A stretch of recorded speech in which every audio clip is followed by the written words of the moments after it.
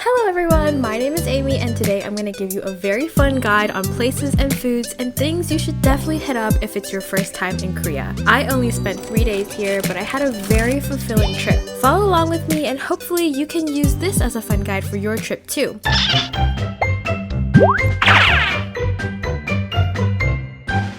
The Amy Show. When we finally landed in Korea, we were greeted with these cute giant pink bears and also the longest escalator I've ever seen. The view up was nice though. There were so many celebrity endorsements that we passed by just on this one escalator alone. We arrived late at night, so nothing was really open except for the convenience stores, which I was actually really excited about. After a night's rest, we met up with our friends and we went to go grab food. There's actually a location in Toronto too, but since we were actually in Myeongdong, we had to try it out. It's a Michelin guide restaurant that specializes in, you guessed it, kalguksu and gyoza. And since our hotel was at Myeongdong, it was very convenient for shopping. Myeongdong is kind of like Shibuya Crossing or Simending, lots of shops and lots of street food.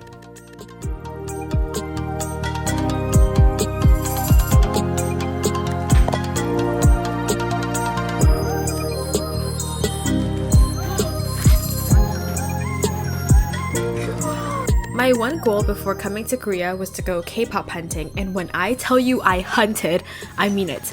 I think I walked into like 5 different K-pop stores, but it was all so fun. I was on a mission to get every single CIX album, and you know what? I was successful.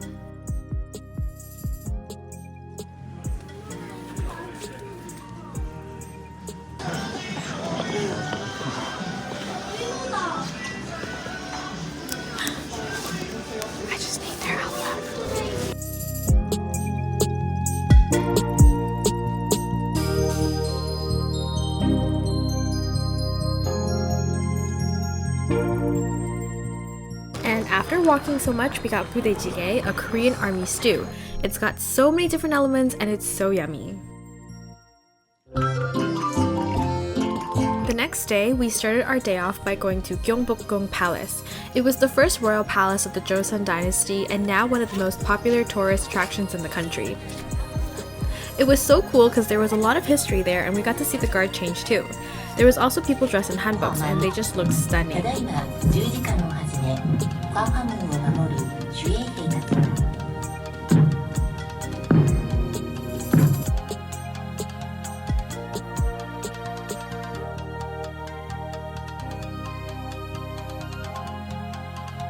After the palace, we started walking towards a cafe for a little break. But on the walk there, we had to stop by for some street snacks, of course. A few of my favorite Korean street snacks you have to try are either walnut cakes or peanut cakes, which you can usually get at the same stall.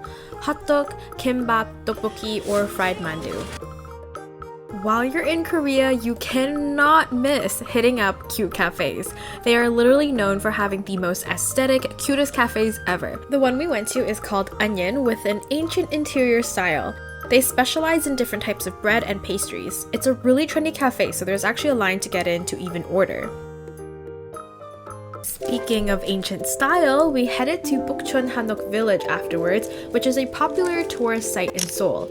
The village is home to over 900 traditional Korean houses dated back to the Joseon dynasty. And finally, after all of our walking, it was time for dinner. If you're a fan of seafood, you cannot miss out on raw marinated crab in Korea. It's a Korean delicacy that's literally insane. It tastes so good. We went to a restaurant in Myeongdong that specializes in soy sauce marinated crab, and the flavors, guys. I don't even know if I can describe it to you. The salty, flavorful marinade paired with sweet, fat, juicy crab meat, oh my god. I dream about this meal. It also came with so many sides and we were so full afterwards. And when you're done, you mix the rice into the crab shell to really get everything.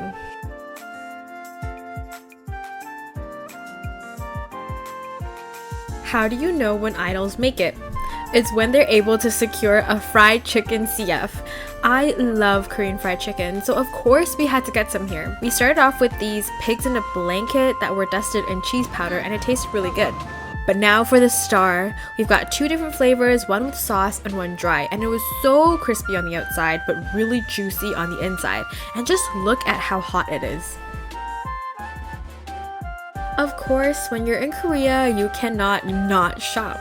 Make sure to check out the 12-story Daiso where you can literally find anything and everything. There's also Olive Young's and smaller skincare stores located everywhere, so definitely have a fun time shopping around for K-beauty. One of my favorite parts of Korea was how delicious all of the food was, as you can clearly see by how well I've been eating. We also had to check out Gwangjang Market, a food market with tons of different stalls for traditional snacks and street food. We tried out the stall that was featured on a Netflix show, Street Food Asia.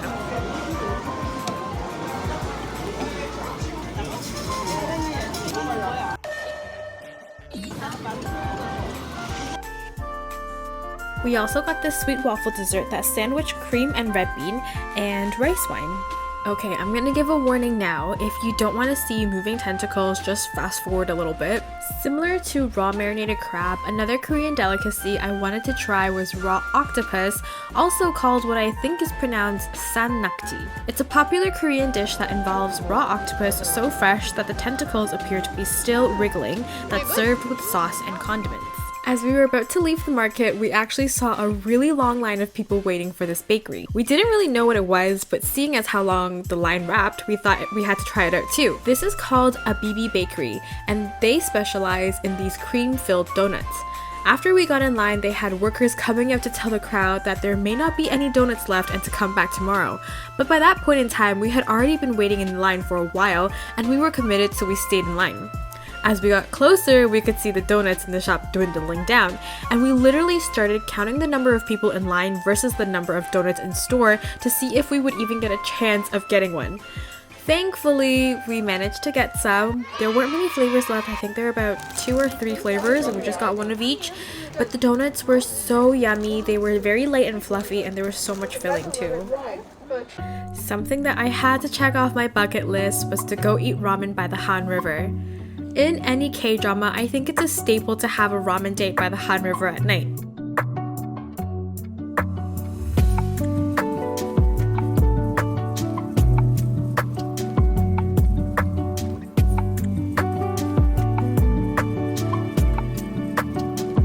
I had so much fun roaming the 7-Eleven, finding my ramen and the additional toppings I wanted with it.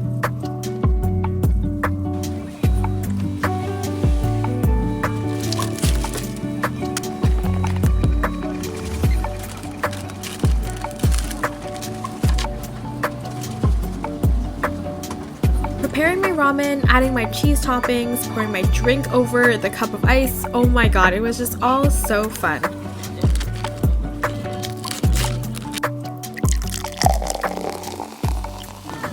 Whoa, they're so good at measuring. Whoa. Oh my god. I thought it was not going to fit the whole thing. This is impressive. I definitely think this was the highlight of my trip. Definitely a core memory for me to enjoy such a nice moment with my friends. Eating ramen by the Han River.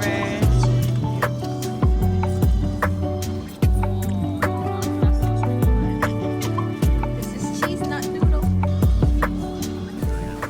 This was our last day in Korea, and for breakfast we had dakgalbi, which is Korean spicy chicken stir fry. It was really good and really cheesy. Just look at my cheese pull. There is honestly so much good food in Korea that if you turn the corner, you can probably find a great restaurant to eat at. To end off our trip, we visited this cute cafe located in Hongdae, which is designed to look like a traditional Korean house.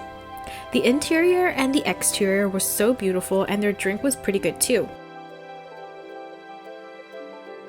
I got the cream corn latte, which had a really strong coffee taste and a light taste of buttery corn.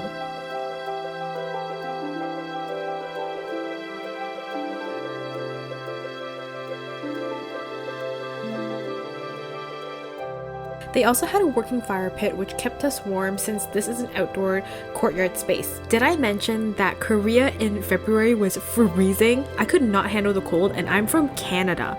But this was the type of cold that went to my bones, and I was literally wearing 3 layers at all times. But this cafe was really peaceful and a nice way to end our trip before we headed back to the airport and back to Taiwan. I wasn't in Korea for very long, but it felt like I was able to experience and eat a lot. Of course, there is still so much that I want to explore, so hopefully I get a chance to go back. I hope you guys enjoyed watching this video and it gave you some inspiration for places and things to try. But until next time, I'll see you guys back in Taiwan!